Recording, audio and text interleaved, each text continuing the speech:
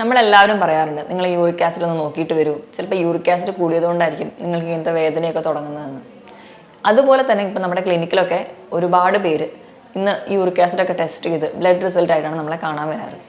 ഇന്ന് അത്രയും അധികം നമുക്ക് എല്ലാവർക്കും പരിചിതമാണ് യൂറിക് ആസിഡ്. രോഗി അവരെ കാലിൽ തൊടാൻ പോലും സമ്മതിക്കില്ല, കാരണം അവർക്ക് അത്ര പേടിയാണ്, അല്ല അത്ര വേദന കൊണ്ട് നമ്മൾ തൊടുന്നത് പോലും അവർക്കൊരു പേടിയായിട്ട് തോന്നും. അവർ കാല് പെട്ടെന്ന് പുറകിലേക്ക് വലിക്കും. അതുകൊണ്ട് മാക്സിമം കുത്തരി ഉപയോഗിക്കാൻ വേണ്ടി ശ്രദ്ധിക്കുക. ഇങ്ങനെ അല്ലെങ്കിൽ തൈറോയിഡ് പോലെയുള്ള രോഗങ്ങളൊക്കെ ഉള്ളവരാണെങ്കിൽ അത് നിയന്ത്രിക്കുക. അതുപോലെ നമ്മുടെ ശരീരഭാരം നിയന്ത്രിക്കാൻ വേണ്ടി ശ്രദ്ധിക്കുക. ഒരു 8 കിലോ മുതൽ 10 കിലോ വരെ ശരീരഭാരം കുറയ്ക്കുമ്പോൾ തന്നെ ഒരു പരിധി വരെ നമുക്ക് യൂറിക് ആസിഡ് നിയന്ത്രിക്കാൻ പറ്റും. ഹായ്, ഞാൻ ഡോക്ടർ പ്രിയ, Q1B ഹെൽത്ത് കെയറിലെ ഹോമിയോപ്പതിക് ഫിസിഷ്യനാണ്. ഇന്ന് നമ്മുടെ ഇടയിൽ ആർക്കെങ്കിലും നമ്മുടെ പരിചയത്തിലൊക്കെ വാദസംബന്ധമായ രോഗങ്ങളൊക്കെ തുടങ്ങുമ്പോൾ തന്നെ നമ്മളെല്ലാവരും പറയാറുണ്ട് നിങ്ങൾ യൂറിക് ആസിഡ് ഒന്ന് നോക്കിയിട്ട് വരൂ, ചിലപ്പോൾ യൂറിക് ആസിഡ് കൂടിയതുകൊണ്ടായിരിക്കും നിങ്ങൾക്ക് ഇങ്ങനത്തെ വേദനയൊക്കെ തുടങ്ങുന്നതെന്ന്. അതുപോലെ തന്നെ ഇപ്പം നമ്മുടെ ക്ലിനിക്കിലൊക്കെ ഒരുപാട് പേര് ഇന്ന് യൂറിക് ആസിഡൊക്കെ ടെസ്റ്റ് ചെയ്ത് ബ്ലഡ് റിസൾട്ട് ആയിട്ടാണ് നമ്മളെ കാണാൻ വരാറ്. ഇന്ന് അത്രയും അധികം നമുക്ക് എല്ലാവർക്കും പരിചിതമാണ് യൂറിക് ആസിഡ്. ഈ ഒരു സാഹചര്യത്തിൽ ഇന്ന് നമുക്ക് എന്തുകൊണ്ടാണ് യൂറിക് ആസിഡ് കൂടുന്നത്, യൂറിക് ആസിഡ് കൂടിയാൽ നമ്മുടെ ശരീരത്തിൽ എന്തെല്ലാം ലക്ഷണങ്ങളാണ് കാണിക്കുന്നത്, നമുക്ക് മരുന്നൊന്നും കഴിക്കാതെ ഭക്ഷണത്തിലൂടെ ഒരു പരിധി വരെ എങ്ങനെ യൂറിക് ആസിഡ് നിയന്ത്രിക്കാം എന്ന് നോക്കാം. വിഷയത്തിലൂടെ കിടക്കുമ്പോൾ നമുക്ക് ആദ്യം തന്നെ യൂറിക് ആസിഡ് എന്താണെന്ന് മനസ്സിലാക്കണം. യൂറിക് ആസിഡ് എന്ന് പറയുന്നത് നമ്മൾ ഭക്ഷണത്തിലൂടെ കഴിക്കുന്നതും നമ്മുടെ ശരീരത്തിൽ കോശങ്ങൾ ഉണ്ടാക്കിക്കൊണ്ടിരിക്കുന്ന പ്രോട്ടീനുകൾ ഇത് വിഘടിക്കുമ്പോൾ ഉണ്ടാകുന്ന ഒരു വേസ്റ്റാണ് യൂറിക് ആസിഡ്. വേസ്റ്റ് എന്ന് പറയുമ്പോൾ തന്നെ നമ്മുടെ ശരീരത്തിൽ നിന്ന് അത് പുറത്തേക്ക് കളയണം. ഒരു 70% അത് മൂത്രത്തിലൂടെ പുറത്തു കളയും. അതുപോലെ ബാക്കിയുള്ള ശതമാനം മലത്തിലൂടെ പുറത്തു കളയും. അപ്പം നമ്മുടെ ശരീരത്തിൽ ഇങ്ങനെ നോർമലി ഇതിങ്ങനെ പ്രോട്ടീനിൽ നിന്ന് വിഘടിച്ച് യൂറിക് ആസിഡ് ഉണ്ടാകുന്നു, അത് നമ്മുടെ ശരീരത്തിൽ നിന്ന് പുറത്തു കളയുന്നു. ചില കാരണങ്ങൾ കൊണ്ട് ഇതിൻ്റെ ഉൽപ്പാദനം കൂടുകയോ അല്ലെങ്കിൽ പുറത്തേക്ക് കളയുന്നത് കുറയുകയോ വരുമ്പോഴാണ് നമ്മുടെ ശരീരത്തിൽ യൂറിക് ആസിഡ് കൂടുതലായിട്ട് വരുന്നത്. നമ്മൾ യൂറിക് ആസിഡ് എന്ന് കേൾക്കുമ്പോൾ തന്നെ ഒരു വില്ലൻ ആയിട്ട് വേണം എല്ലാവരും ഇപ്പോൾ കരുതുന്നത്. പക്ഷേ അങ്ങനെയല്ല. ഒരു പരിധി വരെ നമ്മുടെ ശരീരത്തിന് ഗുണങ്ങളും യൂറിക് ആസിഡ് ചെയ്യുന്നുണ്ട്. അത് ഏതാണെന്ന് നമുക്ക് നോക്കാം. നമുക്കറിയാം നമ്മുടെ ശരീരത്തിൽ പലതരത്തിലുള്ള രാസപ്രവർത്തനങ്ങൾ നടക്കാറുണ്ട്. നമ്മുടെ ജീവിതശൈലി മൂലവും നമ്മുടെ ഭക്ഷണ രീതി മൂലവും ഇങ്ങനെ നടക്കുന്ന പല രാസപ്രവർത്തനങ്ങളെ നമ്മൾ ഓക്സിഡേഷൻ പ്രോസസ്സ് എന്നാണ് പറയുക. ഈ ഓക്സിഡേഷൻ പ്രോസസ്സുകളാണ് നമ്മുടെ ശരീരത്തിൽ ക്യാൻസർ പോലെയുള്ള മാരക രോഗങ്ങൾ ഉണ്ടാക്കുന്നത്. ഇങ്ങനെ നടക്കുന്ന ഈ ഓക്സിഡേഷൻ പ്രവർത്തനങ്ങളെ തടയുന്നവരെ നമ്മൾ ആൻറ്റി ഓക്സിഡൻസ് എന്ന് പറയുന്നു. ഇങ്ങനെയുള്ള ഒരു ആൻറ്റി ഓക്സിഡൻ്റ് ആണ് യൂറിക് ആസിഡ്. അപ്പോൾ നമ്മുടെ ശരീരത്തിനെ ചില മാരക രോഗങ്ങളിൽ നിന്ന് നമ്മളെ സംരക്ഷിക്കുന്ന ഒരാളാണ് യൂറിക് ആസിഡ്. അപ്പോൾ ഒരു കുറഞ്ഞ അളവിൽ നമ്മുടെ ശരീരത്തിന് ആവശ്യകരമായ ഒരു ഘടകം തന്നെയാണ് യൂറിക് ആസിഡ്. അത് എത്രയാണെന്ന് നോക്കിയാൽ പുരുഷന്മാർക്കാണെങ്കിൽ രക്തത്തിൽ 6.5 മില്ലിഗ്രാം പെർ ഡെസിലിറ്ററും സ്ത്രീകളിലാണെങ്കിൽ 5.9 മില്ലിഗ്രാം പെർ ഡെസിലിറ്ററുമാണ് വേണ്ടത്. പൊതുവേ നമ്മൾ നോക്കിയാൽ അറിയാം യൂറിക് ആസിഡിൻ്റെ ബുദ്ധിമുട്ടുകൾ കൂടുതലും കാണുന്നത് പുരുഷന്മാരിലാണ്. സ്ത്രീകൾക്ക് പൊതുവെ കുറവാണ്. ഇപ്പോൾ ഉണ്ടാകുകയാണെങ്കിൽ തന്നെ ആർത്തവ വിരാമത്തോടു കൂടിയാണ് യൂറിക് ആസിഡിൻ്റെ പ്രശ്നങ്ങൾ കൂടുതലായിട്ടും കാണുന്നത്.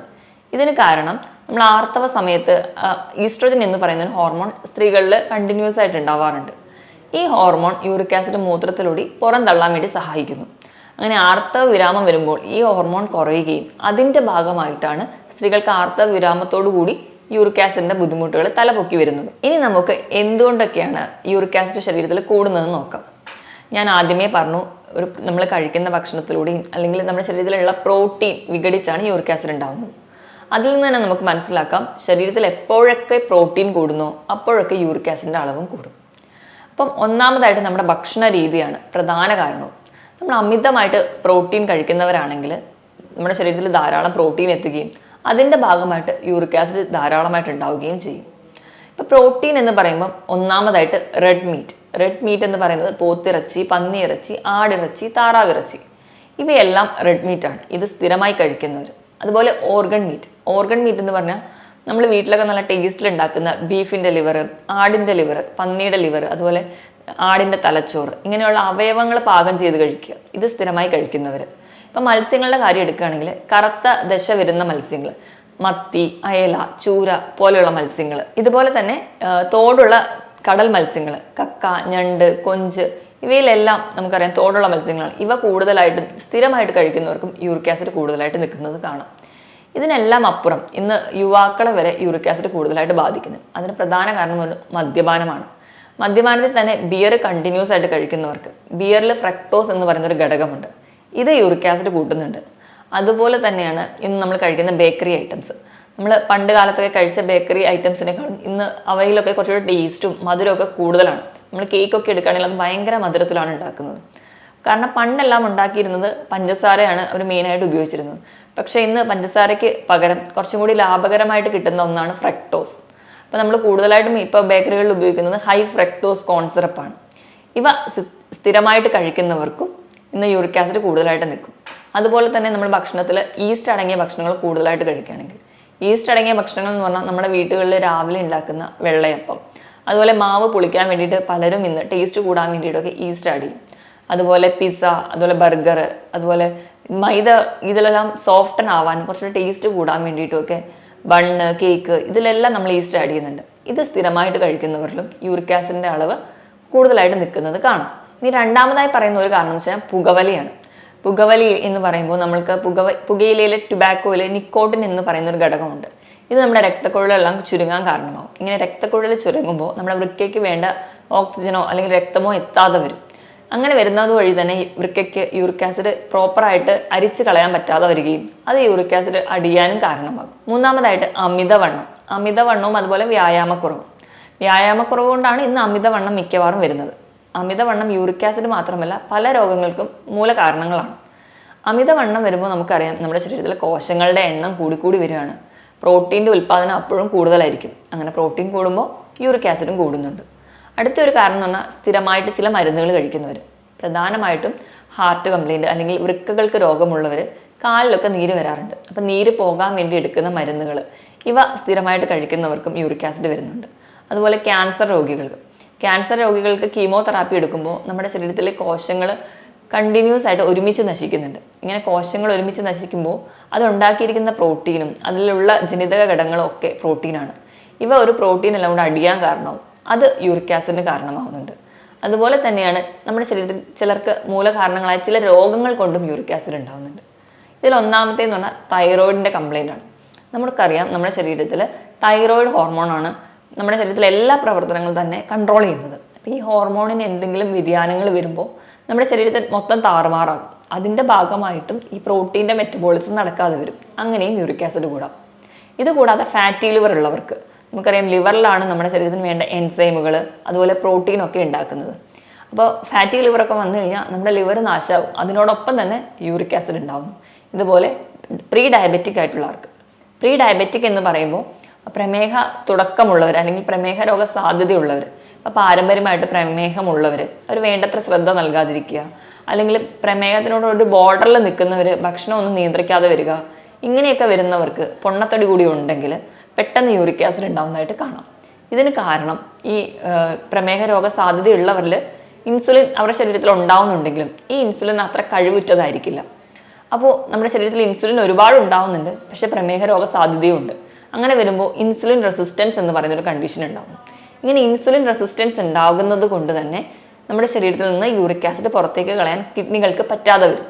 അതുകൊണ്ടാണ് ഈ പ്രീ ഡയബറ്റിക് ആയിട്ടുള്ളവർക്ക് അല്ലെങ്കിൽ പ്രമേഹത്തിന് തുടക്കമുള്ളവർക്ക് യൂറിക് ആസിഡ് ഉണ്ടാകുന്നത്. ഇതിന് പുറമെ ചിലർക്ക് പാരമ്പര്യമായിട്ട് യൂറിക് ആസിഡിൻ്റെ പ്രശ്നങ്ങൾ ഉണ്ടാകുന്നതായി കാണാം. അതുപോലെ തന്നെ സ്ട്രെസ്സ്, ടെൻഷനൊക്കെ ഉള്ളവർക്ക് യൂറിക് ആസിഡിനുള്ള ടെൻഡൻസി ഉണ്ട്. അതുപോലെ തന്നെ സ്ട്രെസ്സും ടെൻഷനും ഒക്കെ ഉള്ളവരാണെങ്കിൽ യൂറിക് ആസിഡ് ഒക്കെ ഉണ്ടെങ്കിൽ അത് കുറച്ചുകൂടി കൂടുതലായിട്ട് നിൽക്കുന്നത് കാണാം. ഇതൊക്കെയാണ് പ്രധാനമായിട്ടും യൂറിക് ആസിഡ് രക്തത്തിൽ കൂടാനുള്ള കാരണങ്ങൾ. ഇനി നമുക്ക് യൂറിക് ആസിഡ് രക്തത്തിൽ കൂടിയാൽ എന്തൊക്കെ രോഗലക്ഷണങ്ങളാണ് കാണിക്കുന്നതെന്ന് നോക്കാം. ഏറ്റവും പ്രധാനപ്പെട്ടതെന്ന് പറഞ്ഞു കഴിഞ്ഞാൽ ഈ യൂറിക് ആസിഡുകൾ നമ്മുടെ ശരീരത്തിൽ ഉണ്ടാകുന്ന ഈ വേസ്റ്റുകൾ കൂടിച്ചേർന്ന് ചെറിയ ചെറിയ ക്രിസ്റ്റലുകളാവും.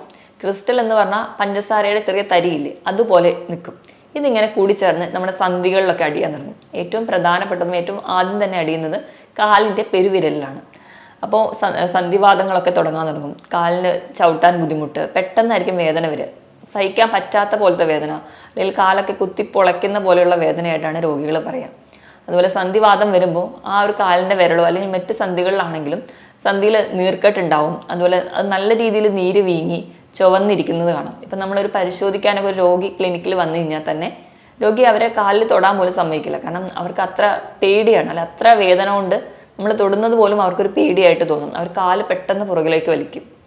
അതുപോലെ യൂറിക് ആസിഡ് മൂലമുണ്ടാകുന്ന സന്ധിവാദങ്ങൾ ആദ്യം ചെറിയ വിരലിൽ, കാലിൻ്റെ വിരലിൽ വരും.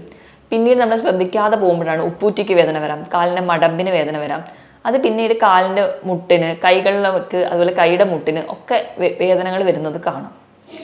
ഇതുപോലെ തന്നെ നമ്മളിത് വേണ്ട രീതിയിൽ ശ്രദ്ധിക്കാതെ വരുമ്പോൾ അത് കൂടി അത് വലിയൊരു ക്രിസ്റ്റലുകൾ, ചെറിയ തരികളായിരുന്ന ക്രിസ്റ്റലുകൾ കൂടി ചേർന്ന് ഒരു ടെന്നീസ് ബോളിൻ്റെ ആ ഒരു വലുപ്പത്തിലേക്ക് മാറും.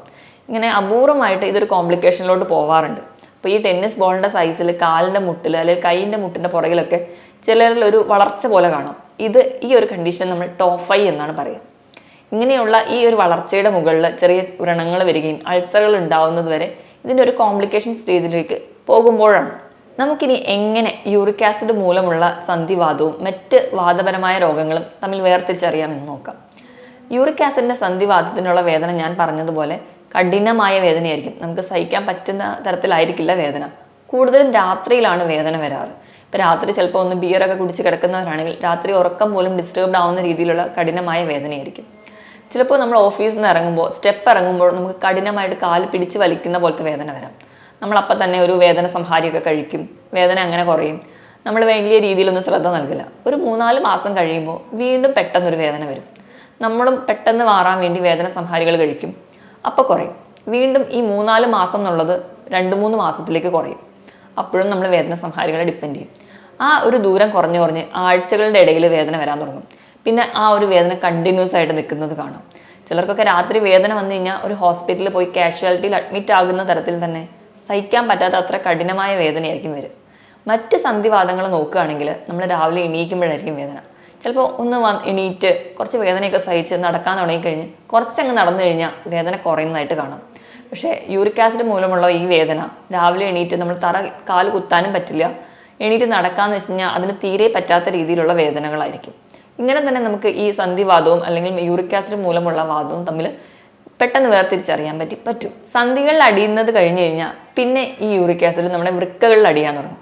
വൃക്കയിൽ അടിയുന്നതിൻ്റെ ഭാഗമായിട്ട് മൂത്രത്തിൽ കല്ലായിട്ട് വരും. അപ്പോൾ രോഗികൾ നടുവേദനയായിട്ട് വരും. നടുവിൽ നിന്ന് അടിവയറിലേക്ക് വേദന, മൂത്രം കണ്ടിന്യൂസ് ആയിട്ട് പോവില്ല, മൂത്രത്തിന് ഒരു കലക്കൽ, ചിലപ്പോൾ രക്തമയം കാണാം. പോയി കഴിഞ്ഞാലും പിന്നെയും മൂത്രം ഒഴുകണം എന്നുള്ള തോന്നൽ, ഇങ്ങനെ പല ബുദ്ധിമുട്ടുകളായിട്ടും പേഷ്യൻസ് വരാറുണ്ട്. ഇതിൻ്റെ അടുത്തൊരു സ്റ്റേജിൽ കോംപ്ലിക്കേഷനിലോട്ട് പോകുമ്പോൾ നമ്മുടെ ശരീരത്തിലെ രക്തക്കൊള്ളുകളുടെ ഉള്ളിലുള്ള പാളികളെ ബാധിക്കും. ഈ പാളികൾ നശിക്കുന്നതിൻ്റെ ഭാഗമായിട്ട് രക്തക്കൊള്ളിൽ രക്തം കട്ട പിടിക്കുകയും സ്ട്രോക്ക് പോലെയുള്ള കണ്ടീഷനിലേക്ക് വരെ യൂറിക് ആസിഡ് മൂലം നമുക്ക് വന്നു ചേരാം. ഇനി നമുക്ക് എങ്ങനെയാണ് യൂറിക് ആസിഡ് കണ്ടുപിടിക്കാൻ അറിയാം? നമുക്ക് രോഗലക്ഷണങ്ങളും അല്ലെങ്കിൽ ആ സന്ധിയുടെ ഒരു അപ്പിയറൻസ് കാണുമ്പോൾ തന്നെ ഒരു വിധമൊക്കെ യൂറിക് ആസിഡ് മൂലമുള്ളതാണോ എന്ന് തിരിച്ചറിയാൻ പറ്റും. നമ്മൾ ഉറപ്പിക്കാൻ വേണ്ടി നമ്മൾ യൂറിക് ആസിഡ് ബ്ലഡ് ടെസ്റ്റ് ചെയ്യുന്നു. നമുക്ക് എപ്പോൾ വേണമെങ്കിലും ലാബിൽ പോയിട്ട് ഒരാൾക്ക് സംശയം ഉണ്ടെങ്കിലോ അല്ലെങ്കിൽ ഡോക്ടറുടെ നിർദ്ദേശപ്രകാരവും നമുക്ക് ടെസ്റ്റ് ചെയ്യാവുന്നതാണ്. ഇനി നമുക്ക് എങ്ങനെ യൂറിക് ആസിഡ് നിയന്ത്രിക്കാമെന്ന് നോക്കാം. നമുക്കിപ്പോൾ യൂറിക് ആസിഡ് ഉള്ള അല്ലെങ്കിൽ യൂറിക് ആസിഡ് രക്തത്തിൽ കൂടി നിൽക്കുന്നത് കാണുമ്പോൾ തന്നെ എല്ലാവരും അങ്ങ് പേടിക്കേണ്ട കാര്യമില്ല.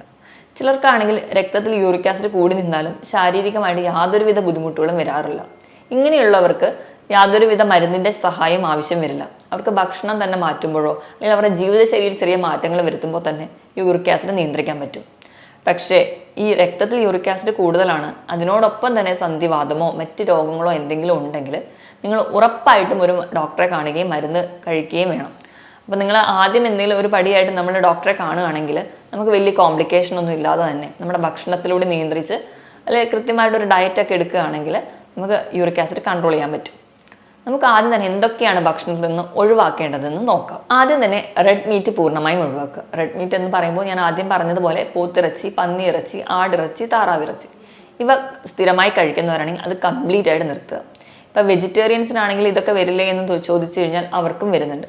സ്ഥിരമായിട്ട് പരിപ്പ്, കടല, പയറ്, ഇലക്കറികൾ ഇത് സ്ഥിരമായി കഴിക്കുന്നവർക്ക്, അതുപോലെ ഓർഗൺ മീറ്റ്, മൃഗങ്ങളുടെ ലിവർ, തലച്ചോറും ഒക്കെ കഴിക്കുന്നവരാണെങ്കിൽ അത് നിർത്തുക. മീനിൻ്റെ കാര്യം എടുക്കുകയാണെങ്കിൽ പൊതുവേ മത്തി, അയലയൊക്കെ നല്ലതാണ്. ഇതിൽ ധാരാളം ഒമേഗ 3 ഫാറ്റി ആസിഡ് ഉണ്ട്. ഇത് സ്ഥിരമായി കഴിക്കുന്നവർക്ക് യൂറിക് ആസിഡ് വരാനുള്ള ചാൻസ് ഉണ്ട്. അപ്പം ഒരു ഭക്ഷണവും സ്ഥിരമായി കണ്ടിന്യൂസ് ആയിട്ട് കഴിക്കാതിരിക്കുക. അതുപോലെ തന്നെ ഈസ്റ്റ് അടങ്ങിയ ഭക്ഷണങ്ങൾ കുറച്ച് ടേസ്റ്റ് കുറഞ്ഞാലും കുഴപ്പമില്ല, ഈസ്റ്റൊക്കെ കഴിവതും ഒഴിവാക്കാൻ വേണ്ടി ശ്രദ്ധിക്കുക. അതുപോലെ തന്നെ കുഞ്ഞുങ്ങൾക്കാണെങ്കിൽ കുഞ്ഞിലെ തന്നെ ബേക്കറി ഐറ്റംസോ അല്ലെങ്കിൽ ടിൻഡ് ഫുഡോ മധുര പലഹാരങ്ങളും പാനീയങ്ങളും കംപ്ലീറ്റ് ആയിട്ട് ഒഴിവാക്കുക.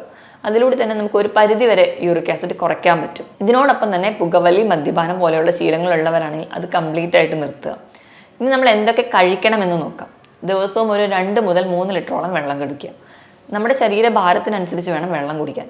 ഒരാളുടെ ശരീരഭാരം ഒരു 25 കിലോ ആണെങ്കിൽ അയാൾ 1 ലിറ്റർ വെള്ളം കുടിക്കണം. അപ്പോൾ ഒരു 75 കിലോ ഉള്ള ഒരാളാണെങ്കിൽ ഒരു 3 ലിറ്റർ വെള്ളം ദിവസവും കുടിക്കാൻ വേണ്ടി ശ്രദ്ധിക്കുക. കൃത്യമായിട്ട് വ്യായാമം ചെയ്യുക. ആഴ്ചയിൽ 5 ദിവസമെങ്കിലും ഒരു 45 മിനിറ്റ് മുതൽ 1 മണിക്കൂർ വരെ കൃത്യമായിട്ട് വ്യായാമം ചെയ്യുക. അതുപോലെ തന്നെ ആവശ്യത്തിന് വെയിൽ കൊള്ളുക. വെയിൽ കൊള്ളുമ്പോൾ മാത്രമേ നമുക്ക് വൈറ്റമിൻ ഡി കിട്ടുള്ളൂ. വൈറ്റമിൻ ഡി കിട്ടിയാൽ മാത്രമേ നമുക്ക് കാൽസ്യം ശരീരത്തിൽ അബ്സോർബ് ചെയ്യാൻ പറ്റുള്ളൂ. അപ്പോൾ മാത്രമേ നമ്മുടെ എല്ലുകൾക്കൊക്കെ ബലം കിട്ടുകയുള്ളൂ. അപ്പോൾ രാവിലെ 10 മണി മുതൽ 1 മണി വരെയുള്ള സൂര്യപ്രകാശം കഴിവതും കൊള്ളാൻ വേണ്ടി ശ്രദ്ധിക്കുക, ഒരു 10 മിനിറ്റ് എങ്കിലും. ഇനി നമുക്ക് ഭക്ഷണത്തിലൂടെ എന്തൊക്കെ കഴിക്കണം, നമ്മുടെ യൂറിക് ആസിഡ് നിയന്ത്രിക്കാൻ പറ്റുന്നവർ എന്തൊക്കെ കഴിക്കണമെന്ന് നോക്കാം. ഒന്നാമതായിട്ട് ഞാൻ പറഞ്ഞു പ്രോട്ടീനൊക്കെ ഒഴിവാക്കണം. അപ്പോൾ നിങ്ങളൊക്കെ ചിന്തിക്കും എങ്ങനെയാണ് പിന്നെ ഒരു പ്രോട്ടീൻ കഴിക്കാതെ നമ്മൾ എങ്ങനെ ഒരു ബാലൻസ്ഡ് ഡയറ്റ് കൊണ്ടുപോകാൻ പറ്റും? നമുക്ക് കഴിക്കാവുന്ന പ്രോട്ടീനിൽ പെടുന്നതാണ് മുട്ട. നമുക്ക് കൊളസ്ട്രോളോ മറ്റു രോഗങ്ങളോ ഒന്നും ഇല്ലെങ്കിൽ ആഴ്ചയിൽ 3 മുട്ട വരെ കഴിക്കാം. അപ്പോൾ കൊളസ്ട്രോൾ പോലെയുള്ളവരുണ്ടെങ്കിൽ നമ്മൾ മുട്ടയുടെ മഞ്ഞ നീക്കം ചെയ്ത് വെള്ള കഴിക്കാവുന്നതാണ്. അതുപോലെ പാൽ ഉൽപ്പന്നങ്ങൾ അല്ലെങ്കിൽ പാൽ കഴിക്കുന്നവരാണെങ്കിൽ നല്ലപോലെ തിളപ്പിച്ച് അതിൻ്റെ പാട മാറ്റിയിട്ട് കഴിക്കാൻ വേണ്ടി ശ്രദ്ധിക്കുക. അതുപോലെ തന്നെ പനീർ, തൈര്, മോര് ഇതൊക്കെ വളരെ നല്ലതാണ്. ഇതൊക്കെ നമുക്ക് പ്രോട്ടീൻ റിച്ചുമാണ്. അതുപോലെ തന്നെ നട്ട്സ് എടുക്കുകയാണെങ്കിൽ ബദാം, വാൽനട്ട് ഇവ കഴിക്കുന്നത് വളരെ നല്ലതാണ്. അതുപോലെ നമ്മൾ കൂടുതലായിട്ടും ഫ്രൂട്ട്സ് ഇൻക്ലൂഡ് ചെയ്യാം. അപ്പോൾ വൈറ്റമിൻ സി കൂടുതലായിട്ട് കഴിച്ചു കഴിഞ്ഞാൽ നമ്മുടെ സന്ധികളിൽ ക്രിസ്റ്റൽ രൂപപ്പെടുന്നത് പൂർണ്ണമായിട്ടും നമുക്ക് തടയാൻ പറ്റും. അതിനായിട്ട് വൈറ്റമിൻ സി എന്ന് പറയുമ്പോൾ പുളിയുള്ള ഫ്രൂട്ട്സുകളാണ് വരിക.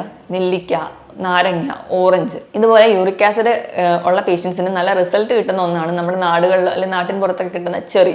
നമ്മുടെ ബേക്കറിയിൽ നിന്ന് ഷുഗർ സിറപ്പിൽ കിടക്കുന്ന ചെറിയല്ല, നമ്മുടെ നാടിൻ പുറങ്ങളിലൊക്കെയുള്ള ചെറിയ പുളിയൊക്കെ കൂടിയ ചെറിപ്പഴം, അതൊരു 7 മുതൽ 10 എണ്ണം വരെ ദിവസവും ഈ യൂറിക് ആസിഡ് പേഷ്യൻസ് കഴിക്കുന്നത് നല്ലതാണ്. അതുപോലെ തന്നെയാണ് ലൗലോലിക്ക എന്ന് പറയുന്ന ഒരു ഫ്രൂട്ട്. ഒരു ചവർപ്പും ഒരു പുളിയും ടേസ്റ്റുള്ള ഈ ഫ്രൂട്ട് കഴിക്കുന്നതും യൂറിക് ആസിഡ് കുറയ്ക്കാൻ വേണ്ടി സഹായിക്കും.